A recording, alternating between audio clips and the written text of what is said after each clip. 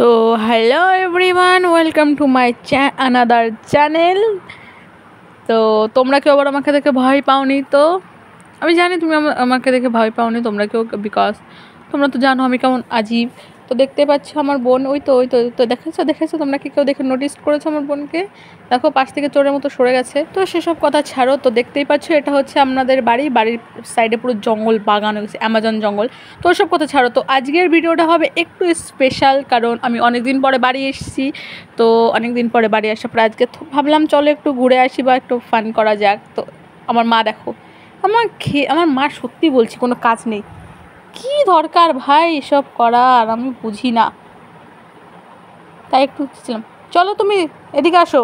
তো দেখতে পাচ্ছ এটা হচ্ছে আমার মা, আমার একমাত্র মা। এখন আমি জানি সবাই একটাই লেকচার মারবে, সবার তো একমাত্রই মা হয়। হ্যাঁ, আমারও একমাত্রই মা। তো আমি যার সঙ্গে ফান করি, যেমন এই কুকুরের বাচ্চাটার সঙ্গে ফান করছি। দেখো আমার পেছনে দৌড়া চলে আসছে, আমি একটু আদর করেছি বলে। তো হ্যাঁ দেখো, আমিও জানি সবারই একটাই মাত্রই মা হয়, আমারও আছে, তোমাদেরও আছে। তাই বলে এটা কোনো ফালতু নেবে না বা কেউ ফালতু কথা বলবে না। ওসব কথা আলবাল কথা ছাড়ো।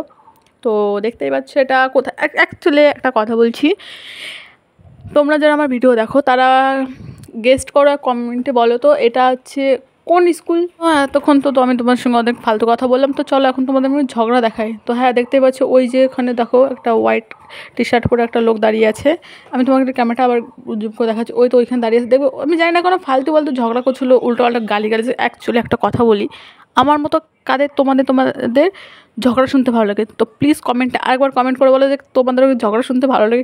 দেখতে পাচ্ছ ওই দেখো দাঁড়িয়ে, ওই দেখো সাইকেল নিয়ে উনি আবার ব্যাক করলো। এখানে প্রচুর পরিমাণে ঝগড়া শুরু হয়ে গেছে। তো আমি আর আমার মা সিরিয়াসলি বলছি ওখানে তাকিয়েছিলাম, ঝগড়াটা দেখছিলাম। আমার তো মাস্ট লাগে ঝগড়া শুনতে, যাই না কেন যেখানে আমি ঝগড়া দেখি করে আমি তো সেখানে পুরো আমার কানটা পুরো খাড়া করে আমি দাঁড়িয়ে থাকি যে কখন ঝগড়া হচ্ছে, কী টপিক নিয়ে ঝগড়া হচ্ছে। তো এর মধ্যে দেখতে পাচ্ছ ঝগড়া শুনতে শুনতে আমারও ট্রেন ঢুকে গেছে।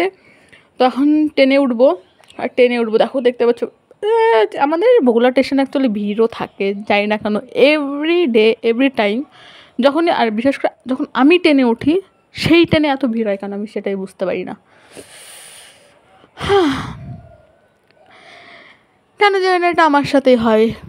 তো তোমরাও কি ট্রেনে উঠলে তোমাদের সাথেও কি এমন হয় যে তুমি যে বগিতে উঠবে বা যে ট্রেনে উঠবে সেই ট্রেনেই ভিড় থাকে, আদার্স সব বগি খালি থাকে?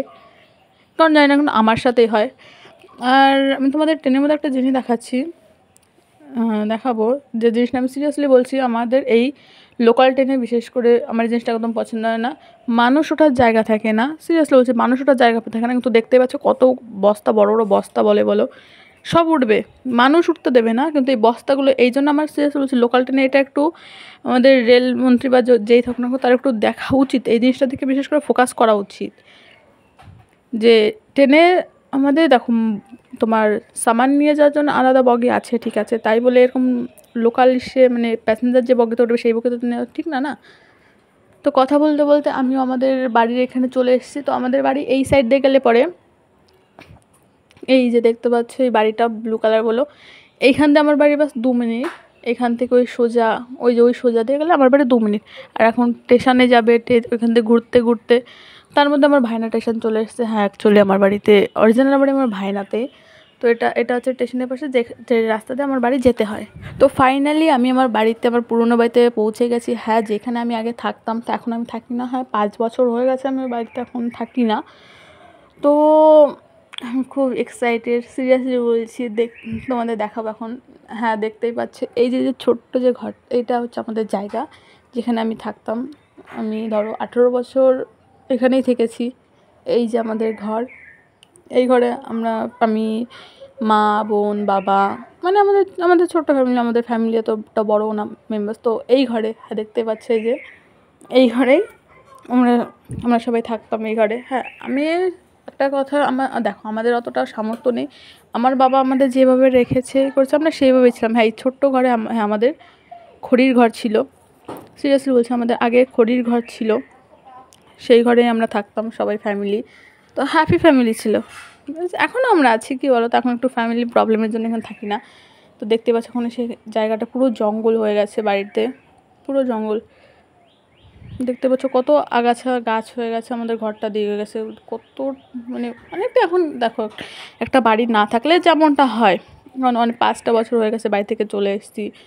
তো এখন তো হবেই না, পুরো জঙ্গল হয়ে গেছে, ভরে গেছে। তো এখন অনেকটাই সন্ধ্যা টাইপের হয়ে গেছে। তো এখন দেখতে পাচ্ছি এটা হচ্ছে আমাদের ভাইনা স্টেশন। তো দেখতে পাচ্ছ ভাইনা স্টেশন একটাও লোক নেই, হাতে গোনা মাত্র আমি, আমার মা আর ওইখানে একটা ছেলে দাঁড়িয়ে আছে, বাস 3জন না একজন, টোটাল 4জন। এখন বাজে 5:30, সন্ধ্যা হয়ে গেছে 5:30। তো এখন দেখতে পাচ্ছ আমরা টোটাল হাতে গোনা 4-5জন স্টেশনে আছি, আদার্স স্টেশনে কেউ নেই। আর আমার মা দেখো বসে আছে পাগলের মতো করছে, ভাবি। তো চলো, এর মধ্যে ট্রেনও চলে আসছে। সেই সময় ভালো একটা আমার টাইমিং গিয়ে বলো তো, স্টেশনে আসলে আমার বেশি ওয়েট করতে হয় না। তো আমি বেশি আমার স্টেশনে এসে ওয়েট করা লাগে না, তার মধ্যে ট্রেন চলে যায়। তো এখন ট্রেনটাও ছেড়ে দিয়েছে, এখন আবার বগুড়া যাব। আমার অনেক স্মৃতি আছে, সিরিয়াসলি বলছি। সেটা না পরে একদিন বলবো তোমাদের, এখন আর বলবো না, টাইম নেই। তো ভিডিওটা বেশি বড় হয়ে যাবে না, বললাম না। তার মধ্যে বগুড়া ঢুকে গেছে, দেখতেই পাচ্ছ আমাদের বগুড়া স্টেশন। বগুড়া স্টেশনেও ভিড় থাকে, বগুড়া স্টেশনে ভিড় তো, কিন্তু আমাদের ভাইনা স্টেশনে, হ্যাঁ ভাইনা স্টেশনে অতটা ভিড় হয় না, কারণ ওখানে অতটা লোকজন থাকে, কিন্তু অতটা হয় না যতটা আমাদের বগুড়া দিয়ে, মানে এতটা ভিড় হয়।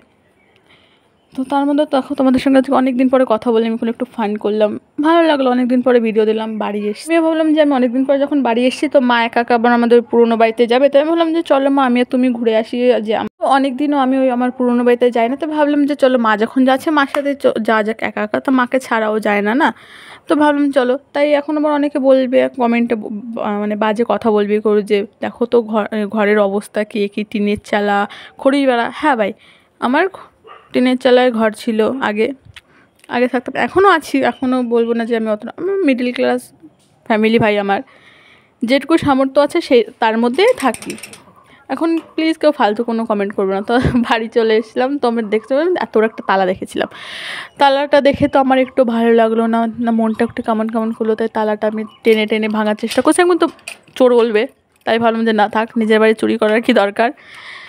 তাই চাবি দিয়ে লাস্টে খুললাম ঘরটা, জাস্ট মজা করছিলাম, কিডিং। হ্যাঁ, ঘরে ঢোকার সঙ্গে দেখো আমার গপু সোনাকে দেখলাম, সোনাটাকে দেখে আমার মনটা ভরে গেছে। তো ভিডিওটা ভালো লাগলে লাইক কমেন্ট শেয়ার করে